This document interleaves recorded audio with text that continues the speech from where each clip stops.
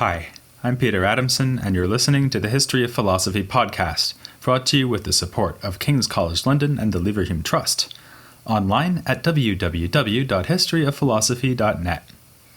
Today's episode, Strings Attached, Music and Philosophy. Doing this podcast has given me many opportunities to be grateful. Above all, to you, the listener, without whom the whole thing would be even more pointless than the UK at the end of a Eurovision Song Contest.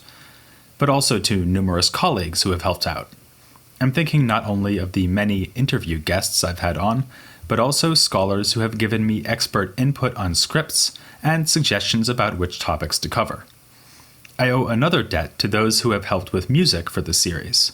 For ancient philosophy, it was Stefan Hagel who let me use clips of him playing reconstructed ancient instruments. When I got to philosophy in the Islamic world, I approached a number of musicians who do classical music from this tradition and got more help than I really needed, enough to put together an album when all I needed was an introductory clip or two. That gave me an idea. Why not do a special episode on music and philosophy in the Islamic world, and play you some of the music that has kindly been made available to me? This would be a good idea even if I didn't have such nice music to include. As I mentioned at the end of the last episode, the ancient tradition, and then the medieval traditions that drew on the ancients, recognized mathematics as a branch of philosophy. To be more accurate, it was often described as a preliminary or propedeutic discipline, one to be studied in preparation for the chief philosophical sciences such as physics and metaphysics. The precedent for this was about as good as precedent gets. Plato declares in the Republic that students of philosophy should begin with mathematics, and then adds in the Timaeus that without the mathematical science of astronomy, mankind would never have started to do philosophy at all. Then, in an influential passage of his Metaphysics, Aristotle divides philosophy into three branches: physics, mathematics, and theology. Whereas physics studies things in the material world, and theology deals with things free of matter, mathematics considers things that are in matter but can be separated from them. An example might be the circular shape that exists in, say, a well-made pancake. We can abstract the circle from such objects and apply the discipline of geometry to it. Though, to be honest, I'd rather leave the circle where it is and apply some maple syrup. The same goes for music. On a stringed instrument, you can create notes at different intervals by plucking strings of different lengths or blowing into a tube, stopped at different positions. The ancients developed a science, often called harmonics, which abstractly studied the mathematical proportions that are physically realized in string instruments, like the lyre or the zither, or wind instruments, like the Greek flute known as the aulos. That's the instrument you heard in the clip I used as music for the first episodes in the podcast series. Philosophers sometimes looked down on the actual making of music. It was often seen as a lower-class activity, especially when certain instruments were involved. Aristotle tells us of a legend that the goddess Athena invented the aulos, but then threw it away because playing it made her face contort grotesquely. This same instrument is among those excluded from the ideal city in Plato's Republic. Yet, whatever these authorities said about actual music making, harmonics was accepted by late antiquity as one of the four standard mathematical disciplines. In the Islamic world, authors inspired by the Hellenic tradition duly included harmonics, or music, in their overviews of the philosophical curriculum. For instance, in his overview of the work of Aristotle, Al-Kindi faithfully records that there are four mathematical sciences that serve as preliminaries to philosophy. He tactfully avoids mentioning that there are nonetheless no works on mathematics by Aristotle. We even see the emergence of the Arabic word al-musiki, a loan word from the Greek musike. Naturally, one didn't need to read Greek works in translation to have the idea of making music. Of course, there was a musical culture among the Arabs even before the advent of Islam. One story making the rounds by the 9th century reports that the ancient tradition of singing to camels began when a man with a beautiful voice fell off his camel, broke his hand, and burst out in melodious Arabic, "Ya yada," "Oh, my hand." This had a beneficial effect on his camel's emotional state. proving that music soothes even the beast that isn't so savage, or possibly just that camels have a rather sadistic sense of humor. Following the spread of Islam, various musical traditions swirled together, much as did cultural streams in literature, religion, science, and language. Persian music exerted a particularly strong influence, as we can see, for instance, from the names of the 4 strings on a kind of lute used in the Islamic world, the oud. Its highest and lowest strings have Persian names, zir and bam, whereas the 2 middle strings are called mathna and mathlath, which simply come from the Arabic for second and third. Much as the piano nowadays tends to figure centrally in the study of music theory, the oud plays the key role in philosophical treatments of music in the Islamic world. As usual, Al-Kindi was the first to tackle the topic. He wrote several musical treatises that survive today. In one, he talks about the symbolic meaning of the number of strings on each string instrument. The 4-stringed lute stands for a wide array of 4-fold divisions in the world around us. Al-Kindi mentions the quarters of the sky, the 4 elements, the 4 winds, the seasons, the bodily humors, and so on. Despite this widespread rule of 4, not all cultures adopt 4 strings. Rather, every people has used an instrument with a number of strings appropriate to their beliefs. For instance, in India, they had a 1-stringed instrument reflecting their belief in monism. Since I live in Munich, I thought I'd test Al-Kindi's theory by asking a German if he would be willing to tell me how many strings they have here, but he said 9. About now, you may well be wondering what an oud sounds like. Here then is a track by Mohammed Al-Kasabji, a master of the oud who played with the famous singer Kulthum. I'd like to thank Mike Malek, who runs the website Mike's Ouds, for making this track available to me.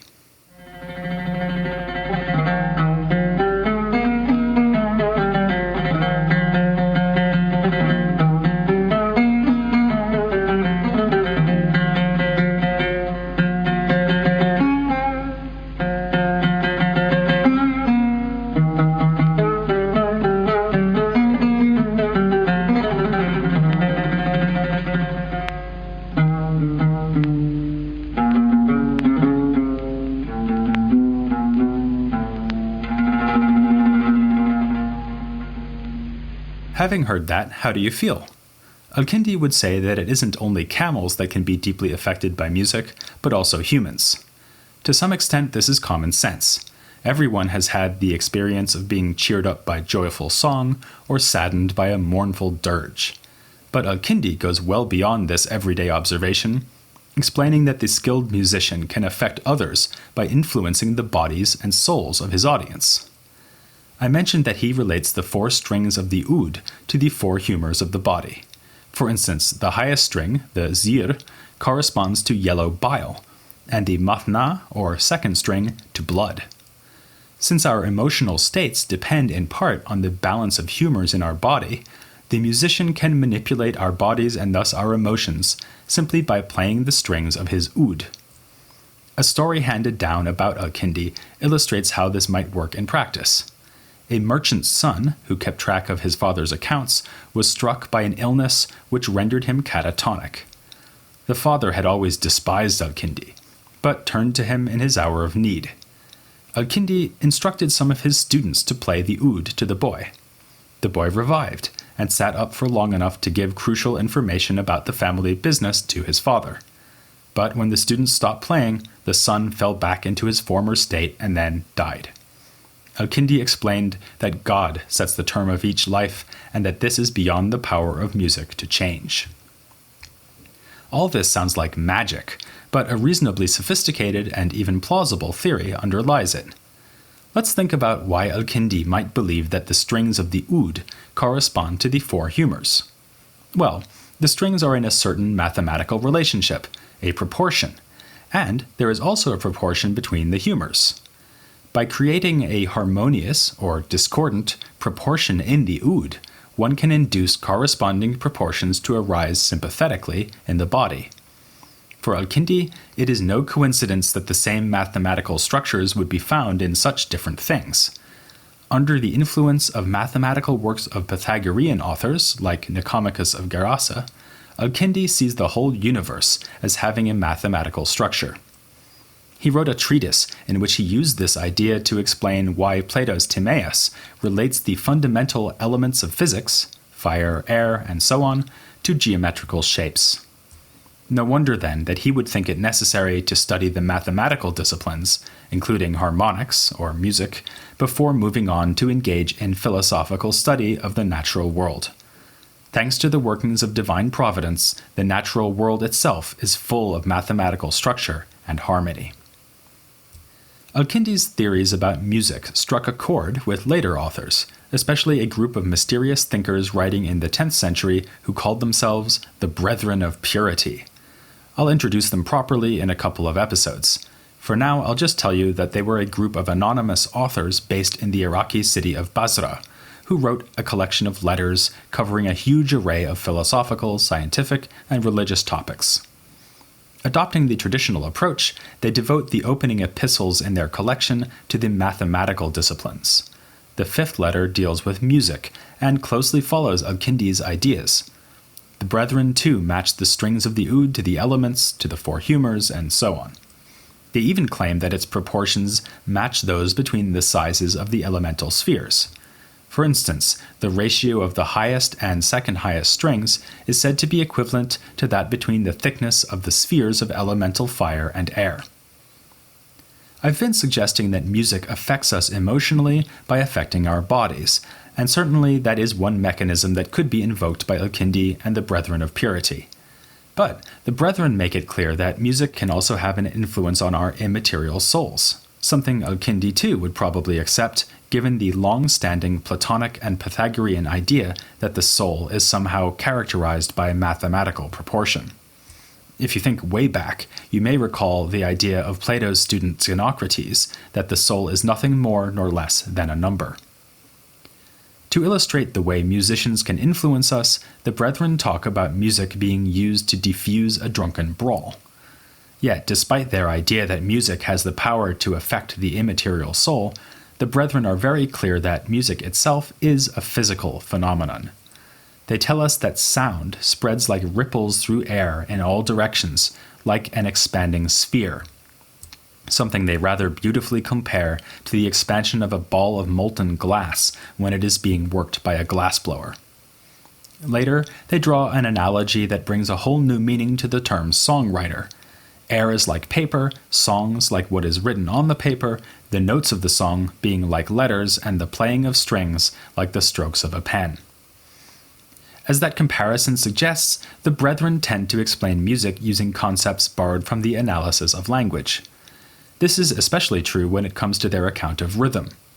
So far, I've been talking mostly about pitch and the relations between pitches, the intervals between notes produced by plucking strings of the oud, for instance. But music unfolds over time, and this introduces the dimension of rhythm. The Brethren tell us that there are certain standard rhythmic sequences which they understand as combinations of attacks on an instrument which may or may not be followed by a pause.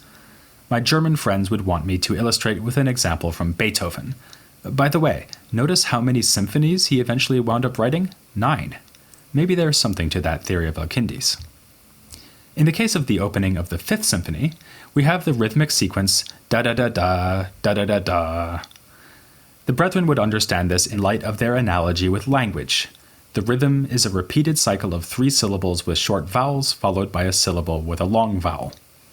Given that songs, then and now, are frequently accompanied by words, we thus have an intimate double relationship between music and language. They match structurally, and this facilitates the matching of words to the tune. That seems like a good cue to break for our second musical clip, which is brought to you by the Ensemble de Musique Classique Arabe, a group founded by Nida Abu Murad at the Antonine University in Lebanon.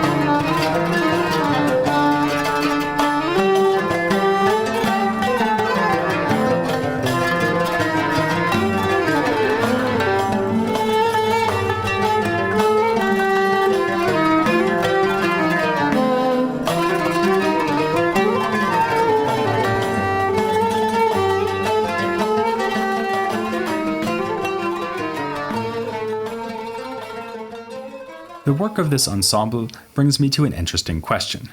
Is it possible for musicians nowadays to recreate music from the period I'm discussing in these podcasts? The answer is yes and no.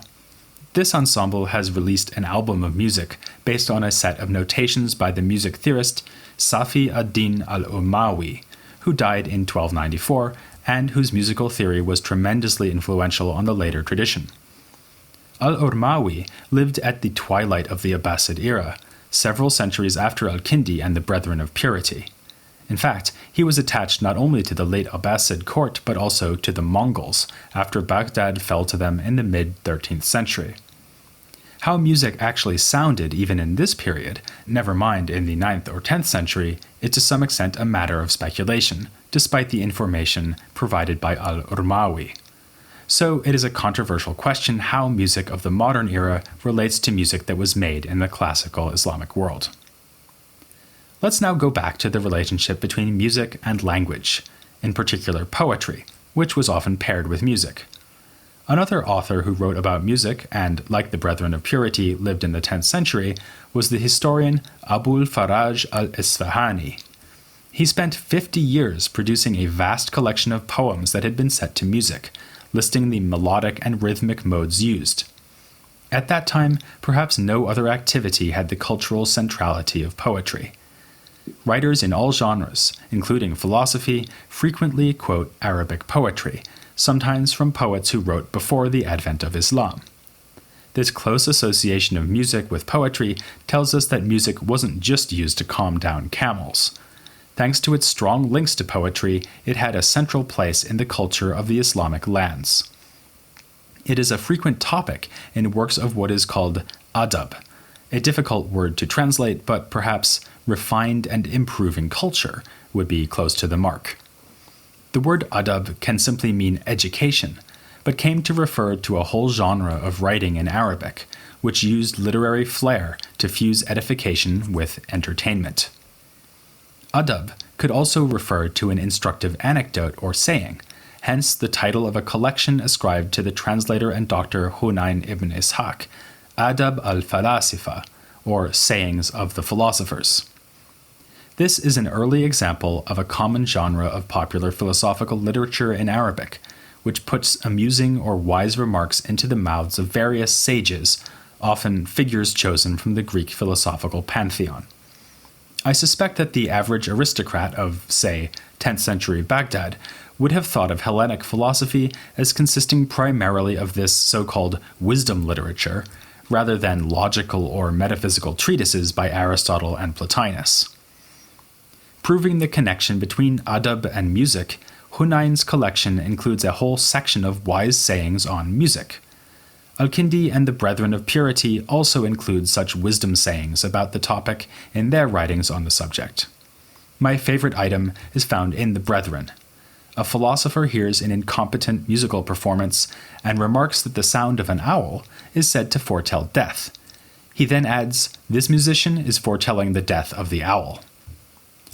A good story puts me in the mood for a good tune, so let's now have our next musical clip.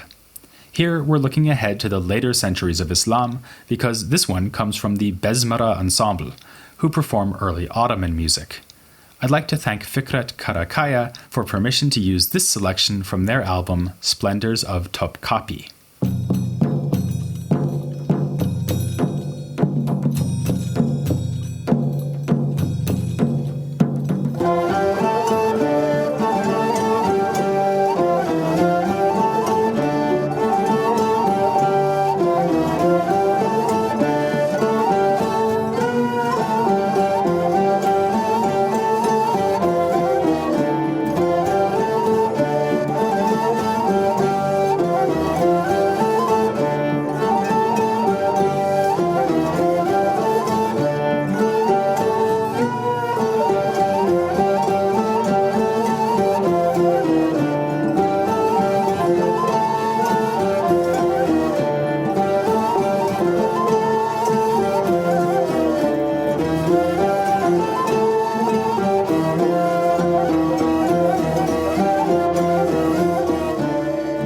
I like that one so much that I'm going to use it as introduction music later on when we begin to look at the later tradition of philosophy in the Eastern Islamic world. For now, though, we're staying in the 10th century and turning to what is probably the most philosophically interesting work on music from the formative period, Al-Farabi's Great Book of Music. Characteristically, his agenda here, or part of it, is to apply to music the understanding of the philosophical sciences he takes from the Aristotelian tradition. One might suppose that in doing so, he is merely signaling that philosophy sings from the same hymn sheet as the culture around him. After all, before that last clip, I was saying that music played a major role in the refined culture of the Abbasid age.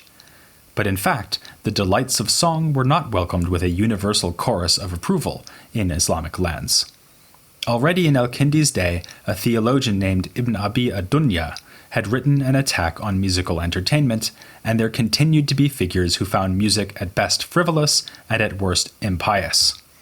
Even the Brethren of Purity remark that most people use music for mere pleasure, for instance at weddings. You can almost hear the disappointment in their voices as they draw attention to this rather debased use of an art that should exploit and celebrate the divinely imposed harmony of the cosmos. The dispute concerning the permissibility of music in Islam would continue for centuries to come, with figures like Ibn Taymiyyah joining the critics. There was religious ammunition for both sides of the debate. Music could be defended by quoting anecdotes about the Prophet that seemed to indicate his approval. Drawing a strong connection between music and the more universally admired practice of poetry, as the Brethren do, was another strategy. It is one that Al-Farabi also adopts. In fact, he says that the most perfect kind of music always involves poetry that has been set to melody and rhythm. We've seen that he gives music the dignity of a full-blown science, and this is a further way to burnish its reputation. But Al-Farabi is not saying that every oud player is on a par with an Aristotelian philosopher. Rather, he distinguishes between the practical and theoretical sides of music. A music theorist needn't even be able to sing or play an instrument, something Al-Farabi illustrates by referring to Ptolemy, the great mathematician. He wrote on harmonics, but confessed to having a tin ear. Conversely, the practice of music doesn't require a theoretical understanding. Indeed, Al-Farabi says, music was practiced for ages before the underlying theory was eventually discovered. The practical side of music has two further subdivisions, composition and performance. Here, we need to be careful. It isn't clear that there is a rigorous distinction between inventing a tune and playing it, since the performer might have considerable scope for improvisational variation. But basically, Al-Farabi's idea is that these are two different abilities, something explained in terms of the differences between the imaginative faculties of various people. For it is in the imagination that music is conceived. Though music can be used merely to give pleasure, as the Brethren of Purity also admitted, it also has the power to represent things symbolically. For instance, one might represent a certain emotion with a certain kind of music. People with very powerful imaginations might be able to sit quietly and invent a song within their souls, whereas others need props to help them compose. Whereas we might imagine the songwriter trying out melodies on a piano, Al-Farabi gives the considerably more picturesque example of a musician who composed by tying bells to his clothing and ringing them with bodily motions. All of this should itself ring a bell. It chimes well with Al-Farabi's account of prophecy. After all, he told us that a prophet is precisely someone with a very powerful imaginative power who uses it to devise symbols for the truths grasped more explicitly and adequately at the level of intellect. This helps to explain why the theory of music and its practice are so distinct, to the point that they may be found in different people. Musical theory involves the intellect, whereas musical practice uses the imagination. And nothing guarantees that intellectual ability will come along with a powerful imagination, or vice versa. In fact, Al-Farabi goes so far as to say that it is not essential to music theory that it can actually be put into practice. In this, it is like geometry. As it happens, geometry can be used for practical purposes like designing houses, but it is not intrinsically a practical science. a contrasting case would be medicine, which is inextricably bound up with the practical business of healing human bodies. This close association of practical affairs with medicine is again something we've seen before in Al-Farabi. You might remember that he compares the ideal ruler to a doctor. We find a similar idea in other authors of this period. In and around the 10th century, a number of authors expound the notion that ethics is like medicine, or rather, is medicine, a kind of medicine that aims at treating souls rather than bodies. So prevalent is this idea that I am going to devote a whole episode to it, surveying texts on ethics that take their cue not only from Plato and Aristotle, but from that most famous of doctors, Galen. We'll be looking at ethical writings by two familiar figures, Al-Razi and Ibn Adi, and introducing a new thinker who will take us up to the time of Avicenna. For now, though, I'll end with an extended version of the music I've been using for the current series of podcasts, from the album Anwar by the Ensemble Maraghi, kindly made available to me by Giovanni De Zorzi. Enjoy, and don't miss your appointment next week for some spiritual medicine, here on The History of Philosophy Without Any Caps.